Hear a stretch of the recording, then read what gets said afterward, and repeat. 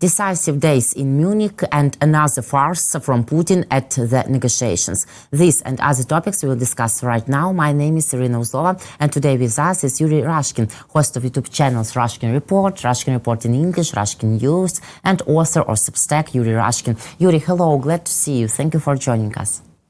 Thanks for having me. Russia plans to send at least 15 negotiators to Geneva, pro-Kremlin media reports. In addition to Medinsky, the Russian delegation in Geneva will include Deputy Foreign Minister Mikhail Galuzin. He is known for supporting the Kremlin's hard line on Ukraine. In his statements, the official has repeatedly promoted Moscow's position about new territorial realities in Ukraine. It seems that Putin is once again beating on proven representatives at the negotiation line. After all, during the 2025 Istanbul talks, Galuzin, together with Medinsky, headed the Russian delegation. In addition, the talks will not take place in the United States, as previously announced. So, how do you think, Yuri, should we expect any changes after the next round of negotiations, considering that Putin sends 15 storytellers who will begin to tell the tales of Scheherazade from 1001 Nights? I think that the challenge is that there are a lot of people who, for very good, desperate reasons, are hoping that this peace process will lead to peace. And I think it's important to understand that negotiations, that peace process that involves Putin and Trump is not about peace as I think Ukrainians understand it, or as most of us that are supporting Ukraine understand it either. Because there's a different definition of peace according to Putin, according to Ukraine, and according to Trump. And from the Ukrainians' point of view, I think that there's some people that are hopeful that somehow peace will arrive. And I think that there's some English speakers that are hoping that peace will arrive because peace is needed. But it requires paying attention. Because if we pay attention, we notice a strange thing. Not much is happening. There could be statements, but we see basically the same thing, which is Ukraine agreeing to everything except capitulation and trying to shift the pressure onto somebody else, as in showing that Ukraine is compliant with peace process. And we see Trump, who continuously gives Putin more and more time, and now is giving him until summer, I think. And then we have Russia that is continuously just trying to get more time to do what it's trying to do, which is to capture all of Ukraine. And I think that once we understand that dynamic, and we understand that nothing's been happening there for a while, we understand that there's maybe this serves some other purpose. And is there a benefit to Ukraine even staying in this peace process where Ukraine keeps offering more and more, and Russia keeps saying, no, we don't want anything because we want the whole thing. And Trump is saying, why can't you make peace? So this dynamic is not changing. And if it's not changing, then we're going to have 15 negotiators or 1,500 negotiators or 15,000. And we can have different leaders of Ukraine, but we're not going to have a different outcome. All of that is part of the big show, which is exactly what President Trump likes. So as long as Donald Trump can create a show where he is the star, and we see that President Zelensky over and over reminds Donald Trump how important he is to Ukraine winning and to peace process, and that's part of the show that Donald Trump demands. It's remarkable that we can have somebody who's to that extent interested in like going to sleep and waking up with the TV in the background talking about him. It's an interesting approach. On the other hand, if we think that Putin and Trump are playing by the same rules, then what does that say about Putin? But I think that peace process is a distraction. We need to remember that this is also trying to distract us from not helping Ukraine militarily by saying, well, peace could break out any minute. Maybe this negotiation, but we have to remember that Soviet Union has negotiated for years. They like this kind of stuff. What's more, they like Geneva. The Geneva negotiations. This is like a classic of Soviet propaganda where I grew up. You remember these kind of news chronicles of men in gray suit jackets, coats, whatever, walking into negotiations in Geneva. And that was 1980s. And so now we're back into that setting. It doesn't fill the world with trust that everything's going to work out, but it puts us in a familiar setting. And I think the only trouble is that we have a real war happening. This is not just Cold War, but we have a real hot war in Ukraine. And it's important to understand that Russia is going to use all the tools at its disposal. It's going to use hybrid war as much as negotiations, as much as anything else to try to gain its ends. It's to use any means necessary, because there's no ethics or morals, to use any means necessary to accomplish its goals. Again, similarly to what we're dealing with our own president here in the United States. Zelensky really mentioned about Trump again, according to his interview for the Atlantic media. Zelensky told that Trump expects the war in Ukraine to end quickly before his November congressional elections. If U.S. President Donald Trump wants to strengthen his position and boost the Republican Party's chances in the midterm U.S. congressional elections, he must seize the moment and stop the war in Ukraine, told Zelensky, who expressed his views in an interview with The Atlantic. Zelensky believes there is no greater victory for Trump than stopping the war between Ukraine and the aggressor state Russia, and that for his legacy as a peacemaker, this would be victory number one. But we understand, Yuri, that to achieve this, pressure must be put on Putin. Our diplomat and former Ukrainian ambassador to the U.S. during Trump's first term, Valery Charlie, told that Trump sometimes shows this pressure on Putin. For example, sanctions against oil. And how do you assess the U.S. decision to ban countries that buy Venezuelan oil from cooperating with Russia, Iran, North Korea, and Cuba? Is this really putting pressure on Russia? Look, there's a couple of things here. First of all, it's remarkable that while we see and discuss the lack of military aid and the really terrible position that Ukraine's been put in through the partially positioning of American government, this administration, there is a bipartisan agreement in the United States that Putin is bad. And that is very, very important, because we have like one person, maybe a handful of people, but unfortunately that one person happens to be president of the United States, who's a big fan of Putin. And so we have this propaganda echo chamber for Trump supporters, where they at the same time can square away that you have Putin, who is bad, and Trump, who, whatever Trump does, is going to show Putin that Trump is the boss and that Trump is in charge and the United States, rocks this world.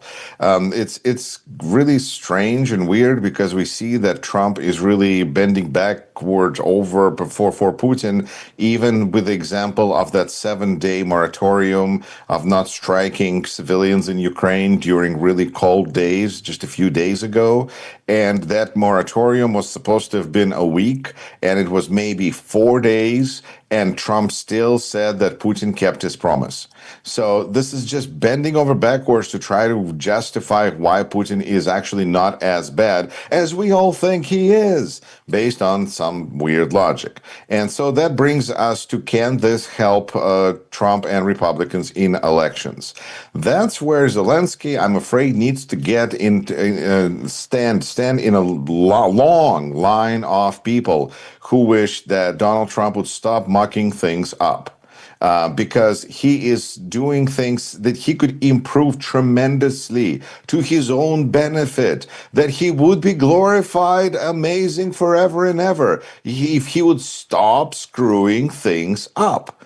And we see this all over. Ukraine is just the latest example, because it's just another example of bad management of a situation that could really unfold favorably for this president if he just played his cards right right. But we know that playing his cards right is not what he's good at or what he usually does. And so this is just a typical problem where Zelensky is trying to explain, fine, you want profit, you want to be the good guy, here's a scenario, all right there. And of course, Trump will not choose this because, well, you see, to Trump, he is worshiping strength. And in a strength equation, Russia is ultimately stronger than Ukraine. So Ukraine is the one that needs to bend over for Russia, and Trump and Putin are going to be ruling the world like the big boys in the playground that they think they are. And in addition to this, there's going to be $12 trillion of money that will be divided between Trump and Putin, and it's going to be so much money. And this is a number that came out of Zelensky, and I'm not sure the exact amount, and nobody can be sure because these numbers are made up. And I'm not sure if you sold Russia entirely or in pieces, you would get $12 trillion. Because, I mean, not too long ago, Dmitriev was talking about rescuing Russian economy of $3 trillion. But now this deal is like, 12 trillion. Is this going to help Trump stay engaged? Yes. Is it going to help him with elections? Not with Democrats because they see and they don't like, and not with independents who are seeing more and more and they don't like. In fact, according to the latest numbers, Trump is now losing support of low information voters. That's really important because he won those people who don't watch this show, people who don't stay tuned in, people who don't pay attention. They overwhelmingly prefer Trump in 2024 in the United States. But now they're starting to catch on.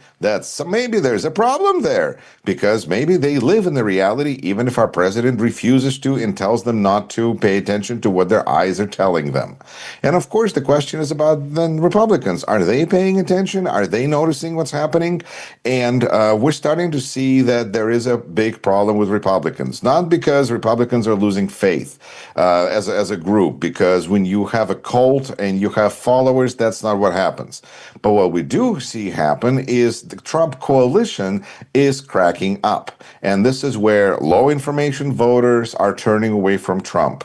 People with less than college education who supposedly, the less you know, again, the less you know, the more you're likely to be a Trump supporter, unless you're a Russian speaker. Then you're a Trump supporter no matter what and what. Through and through, I feel like at the end when the Trump's base is going to decrease to its smallest, most hardened base, that's going to be Russian speakers in America. I don't know how that works. I mean, I know how that works, but it's a different conversation.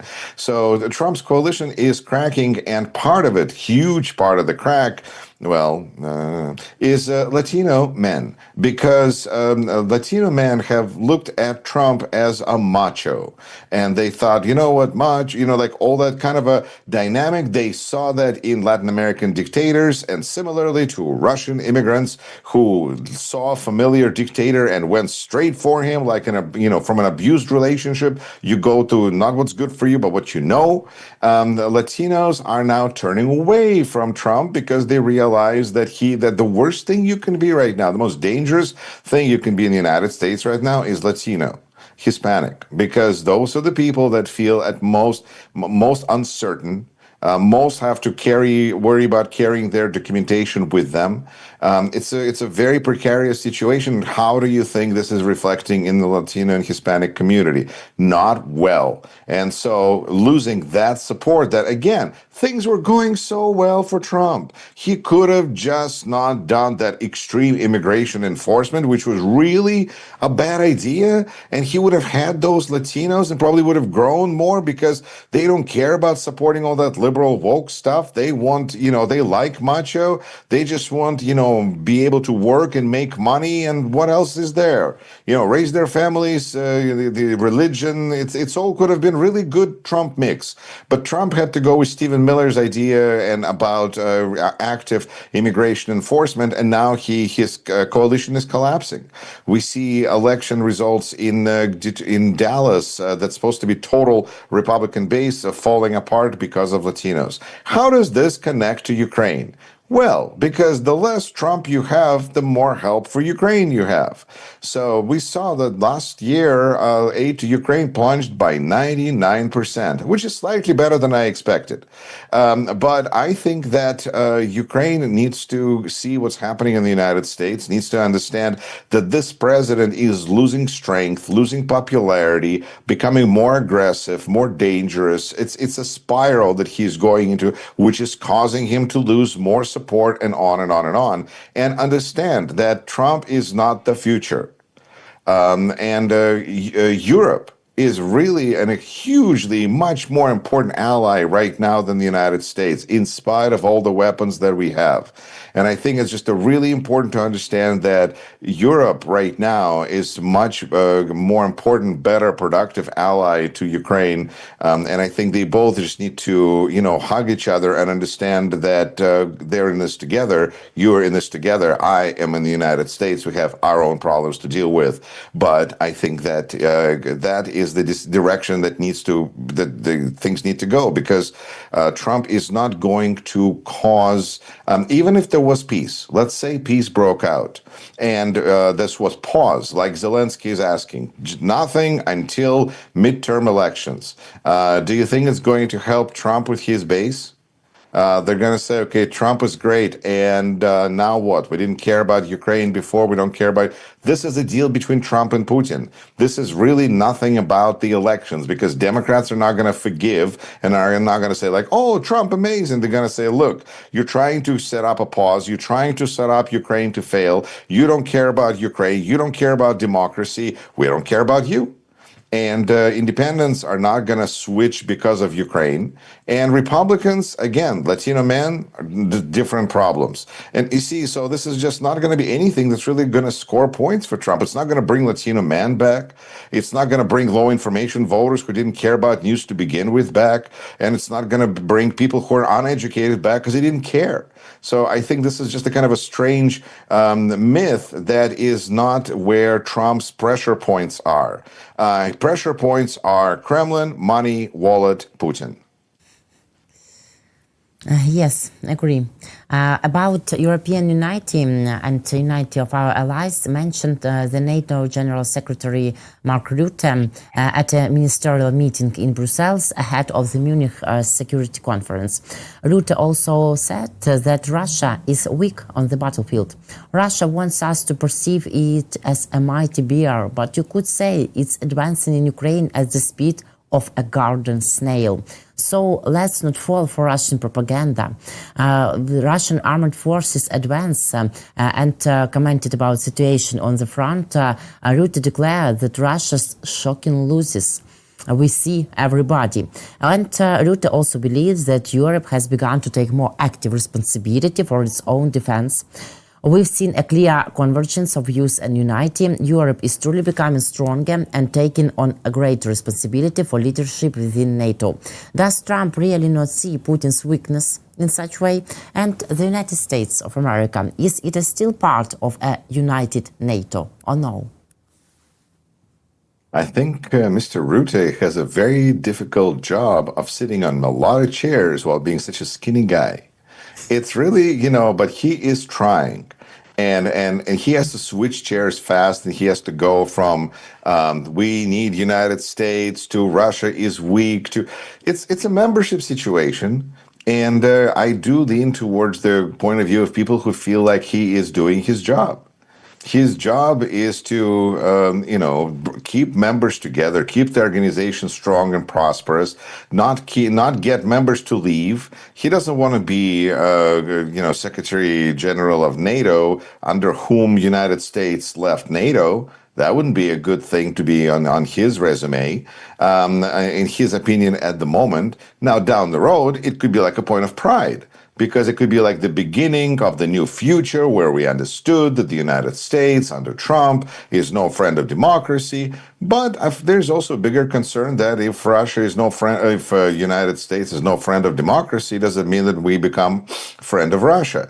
And considering that our president hung portrait of himself and Putin from Anchorage, just to remind everyone the spirit of Anchorage, what maybe that's all about. I think that Mr. Rutte is he's trying to balance a lot of, dishes, hats, chairs, all at the same time. At the same moment, I have to acknowledge that in the age of Trump, press releases and statements and pronouncements gain on a special kind of a different value because they are flashier and less meaningful. They have to be, rhetoric has to be more, it has to be stronger to get noticed. You have to use big, the image, the big emotions and the weakness of Russia. It's great. I'd like to think about weak Russia. I think that's a wonderful, warm thought kind of a thing. But if he was going to be more restrained, but restrained is not, I think, what sells now. So that's kind of the interesting moment to me is that Rutte is both not, he's very in a very difficult situation, precarious situation, and yet he has to speak in a very forceful way, whatever it is that he's saying. Well, I mean, NATO is a military alliance for, crying out loud. So how they also, their Secretary General, he shouldn't be, coming out with roses and flowers. He should be saying strong things. But it's all in matter of perspective because yes, Russia is weak and yes, Europe needs United States. But if and Ukraine would have liked to have more support. But if reality is what it is, then what happens? Then it turns out that these pronouncements are really not useful or helpful because Russia is weak, and yet Russia is continuing to engage in an insane, barbaric war with its neighbor for 14 years now, and it is weak. And yes, Europe needs United States because United States has all that military that is so amazingly powerful that, of course, Europe would like to have it and really needs it. But if it wasn't available, would it surrender? I think it would try to figure out what it's doing right now. It's looking for other ways because it sees that the United States has become an unreliable partner. So that's where those kinds of pronouncements about how things supposedly are, they're kind of like a majority consensus opinion, but that's not certainly 100% because when we are faced with reality, then we have to make serious choices. And that's where we see even Donald Trump back away from Greenland when he sees that he's going to get resistance, not because Greenland can defend itself against the United States, but because markets are going to collapse, because the allies are going to walk away. And that's where people go, oh, I guess I'm not as crazy as you thought, and pull back. Vladislav Geraskevich is again on the front pages of the Wall Street Journal, the New York Times, and so on. Ukrainian skeletonist Vladislav Geraskevich won far more, we think, than medals. He defended the honor and dignity of Ukraine and the memory of all those athletes who will never be able to compete in the Olympic Games because Putin killed them. How did the International Olympic Committee sink so low, so far below Putin's level even, and how truly this feat also brought Ukraine back onto the agenda? I will say this is an issue where I feel like my position is not necessarily 100% aligned with Ukrainians, in a sense that, or maybe it's 110% aligned with Ukrainians. You decide, because when I think about what this amazing person did, and the Geraskevich, and he put pictures of people on his helmet as a reminder of support for him, and this has to do, of course, with war in Ukraine. And what's wrong with that? I mean, it's a beautiful thing, and damned be everyone who stood in his way, starting with Putin. And then I think about, okay, so if everybody's allowed to do this, is this, I guess I'm using Kant's approach of the imperative, that we are looking at something that if it is allowed for everyone, will this be a good thing? Do we want people supporting every political cause? Yes, war and politics are supposed to be out of Olympics, but if we bring them in for one, should we bring them in for everyone? And that's where I wonder, maybe that's a good thing. Maybe we should introduce those ideas and not hide from real world behind this, oh, we're sports, we're Olympics, we shouldn't talk about anything that's important to these athletes, the lives that they live, the world that they come from, the world that we all live in.